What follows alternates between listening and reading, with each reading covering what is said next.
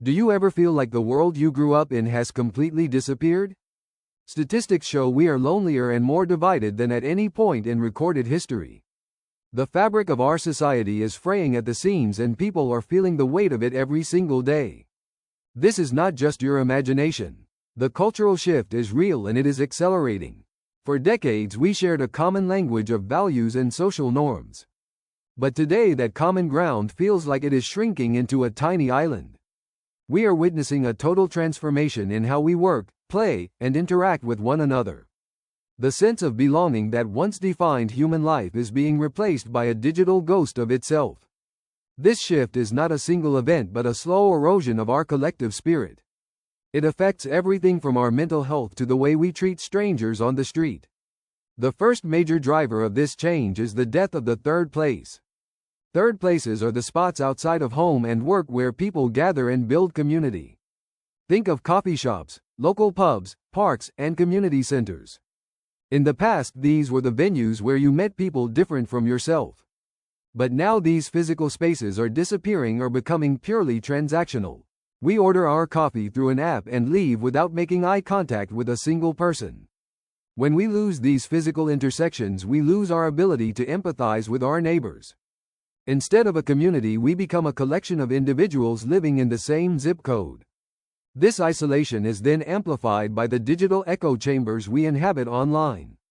Algorithms are designed to feed us exactly what we want to hear. They reinforce our biases and make the other side look like monsters or fools. Nuance has been replaced by outrage because outrage generates more clicks and revenue. We are losing the art of civil disagreement and replacing it with total ideological warfare. This leads to a constant state of high alert and collective anxiety. Then there is the economic pressure that keeps us in a state of perpetual grind. Leisure time has become a luxury that many can no longer afford.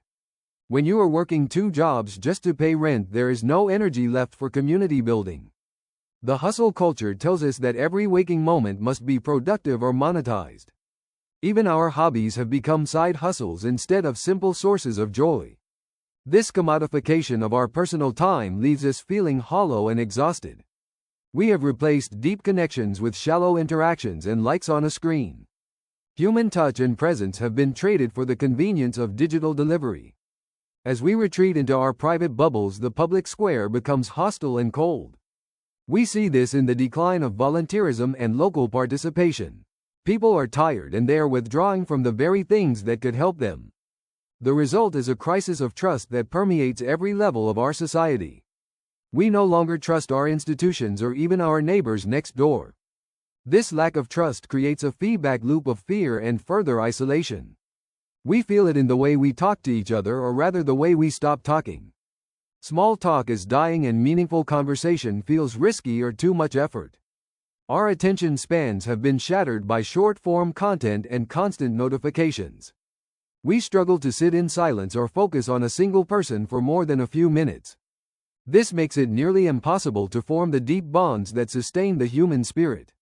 We are living in an age of hyper-individualism where the self is the only thing that matters.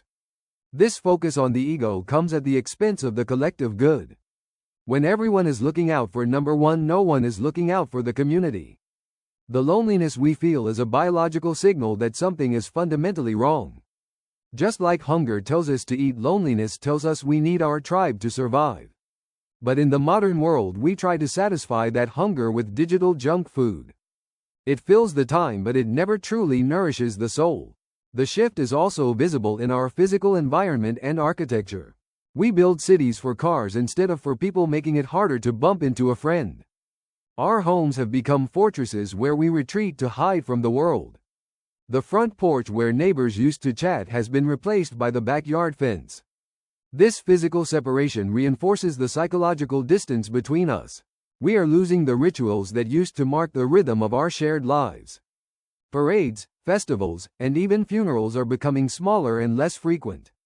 Without these rituals, we lose our sense of history and our place in time. The cultural shift is making us more efficient but much less human.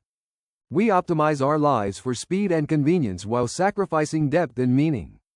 The constant noise of the world makes it impossible to hear our own inner voice. We are drowning in information but starving for wisdom. The feeling that things are getting worse is a collective cry for help. It is a sign that we have drifted too far from what we actually need to thrive. But acknowledging the problem is the first step toward reclaiming our culture. We can choose to push back against the tide of isolation. It starts with small intentional acts of connection in our daily lives. It means putting the phone down and looking someone in the eye when they speak. It means prioritizing people over productivity and presence over convenience. We must rebuild the third places and protect the ones that remain. The shift is powerful, but it is not inevitable or permanent. Culture is something we create together every single day with our choices. We can choose to build a world that values community and empathy once again. The world feels different because we have allowed ourselves to become disconnected. But the power to change the narrative is in your hands right now. Reach out to someone today and reclaim a piece of the humanity we have lost. Thank you for watching, and remember that we are all in this together.